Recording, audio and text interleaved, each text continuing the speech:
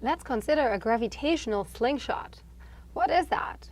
Well, once in a while, people like to send spacecrafts out into the solar system, particularly the outer solar system, to explore what's going on there. And because we can't on Earth give enough speed to these little spacecrafts, we need the big planets around us to help us a little.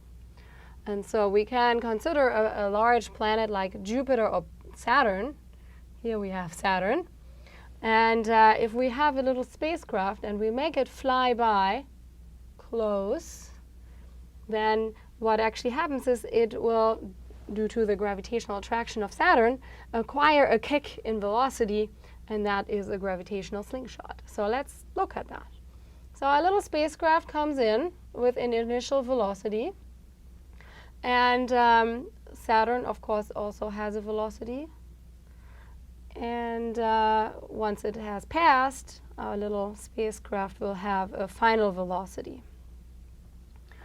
And in order to calculate what this final velocity is going to be, what the increase in speed is going to be, we need the concept of relative velocity.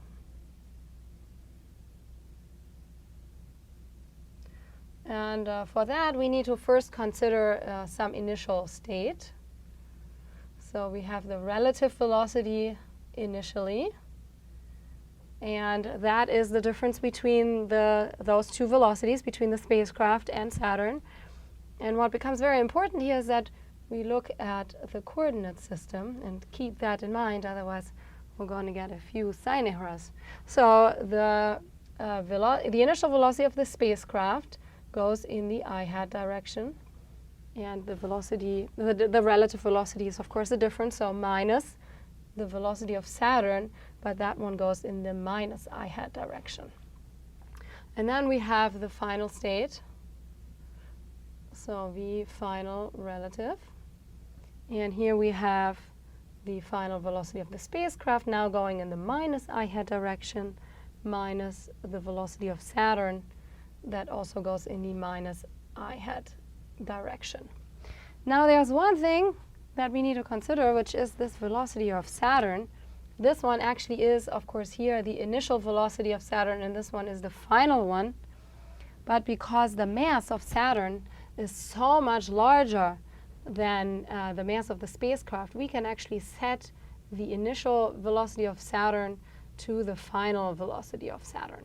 So we can turn this, we can take this away here again and just consider one velocity of Saturn. Okay, good. There's one more thing that we need in order to solve this, because we need to know how the relative velocities are actually related.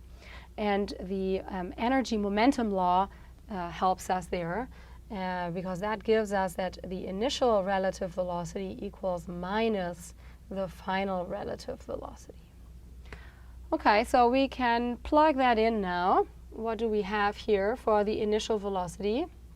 We have vi minus twice gives us a plus the Saturn velocity, and that equals minus minus gives us a plus the final velocity of the spacecraft.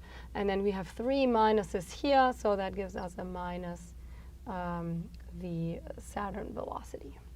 And we know from the problem that the initial velocity here of the spacecraft was actually given at 3 Saturn velocities. So we can tally this up now. We have 3. We have 3 plus 1 is 4, and we'll put this over on the other side. That gives us 5. 5 Saturn velocities equals our final velocity. So that's quite a good gain, I would say. And it nicely illustrates why big planets like Jupiter and Saturn are really, really helpful for the exploration of the solar system. And that is actually how the New Horizons mission made it out to Pluto, all the way out there.